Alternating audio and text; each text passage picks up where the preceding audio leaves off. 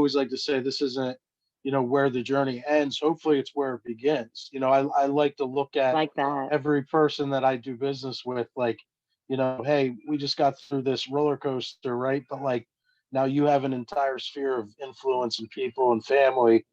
Hopefully I'm that person, and hopefully, I can be that person that can help you if your heater goes and you're new to the area and you don't know who to call. I mean, call me, like I know. So I Mhm. think that's one thing that we do try to do, and where I always tell people, it's like that one, if you're good, and this is what I believe, but if you want to be great at what you do, I mean, it doesn't just end after you close. I mean, there's Right. a relationship that you're nurturing, Right. hopefully a lifetime, right? If you're in the business as long as most intend to be. Yeah. And that's a beautiful concept, because you always need to know that person that knows a guy or knows, Always. Mhm. somebody in the business. And a realtor is good at that, because you do have relationships with those when it comes to home improvements and so forth, because that trust is earned over a certain amount of time. So Yeah. you're even giving out business cards at the settlement table years ago, when that was a thing, that look, if you need a home improvement on this or whatever, this is who I trust. I've known them for this long. So that's a good way to keep your network and your growth, because then they're going to turn around and say, I know this great realtor, I've been working with him for Mhm. years. So that network just keeps working for you. And so that's a great energy and attitude to have, because you really are, the beginning of something new for people, even though they close at the end. So I Yeah, like that. because it really is crazy. And we talk about it a lot in my office, but it's like it really is so crazy when you're in it. And like you especially when you're new, you just tend to forget because you're nervous and it's so new. But like as you get Yeah. used to the flow and everything, it is crazy that you're a part of somebody purchasing a house, and that's such a big moment, along with like marriage and having kids. And It's very so stressful. sometimes, Yeah. yeah, it can be. And that's where I've Mhm. always tried to, now that I've been in the business, I'm going on my third year. It's like, the one thing I've learned over the past few years is, you really just got to play it cool. You have to be a support system, and you got to, just Mhm. acknowledge, good or bad, that this is a huge decision. They're that rock So in that transaction, and it's a very stressful It situation. it yeah. really is. And like on the other side, like the seller part of it, think about it as offers have been accepted and contracts are signed, and then the inspection comes in. And Yeah. sometimes the inspection shows things that are like 20, 30,000, like a septic. Hmm. So I mean, a realtor also has the knowledge to say, hey, maybe we can offer the buyer to pay half of it, or they come in and they can like give some Yeah. suggestions where the seller doesn't have to foot the entire bill for some of the bigger things that have to be fixed. Because there's so much, you think your house is sold, and then the inspection comes in, and all of a sudden you're hearing that you might have things that you didn't even know you had to fix. Right, And I right. Yeah. know And in then so our you have that area, realtor. the septic is one of them. In our area, I think if the septic is so many years old now, you have to replace it. I think, am I correct, Mark? I think so. In Buna, I'm pretty sure. I know I know in Violin. Really? Violin.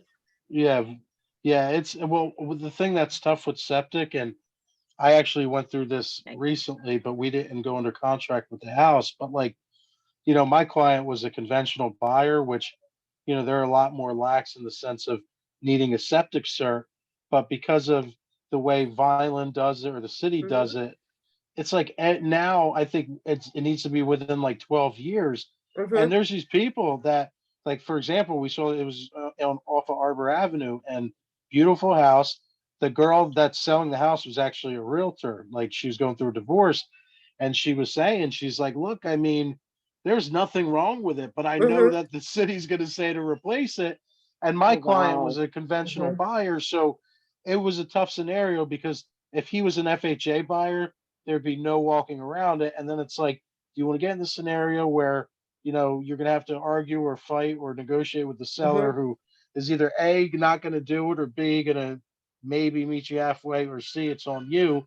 And then even if you do agree to terms, now, I mean, I had a client in the summer wait 4 months for a septic system to be Oof. installed, and he was a veteran, and thank God we didn't jeopardize his rate. You know, I mean, these are things that do happen with the septic tanks that become a nightmare. It's the same with the well system or the wells. And it's just, you know, it's just being, you know, I always, not to be negative, but I always try to be the most honest person with all my clients, and saying, you know, this is what we could face, especially if I know it's a septic or I know it's a well, or and because, you know, when people even go to look at houses, it's so easy to get amused and wrapped in by, you know, the paint and the nice, you know, outside Right. look, or and then you start getting inside and you're just like you get into some of these basements, and then, You you get know, to the some of them, bones and it's like, yikes. well, some of them, like I had this recently where basement was finished, and then we had the inspection, and it was an utter nightmare because whoever did the basement must have been the owner. So there was no permits. It was just, cosmetically, it looked good. But then when we Right. were looking at the electric, and then, like, you know, they added like an electric panel, you could tell they did it themselves. They have an electrician. There was no permit. So then it's like, then you looked that they had termite damage that seemed like they tried to treat.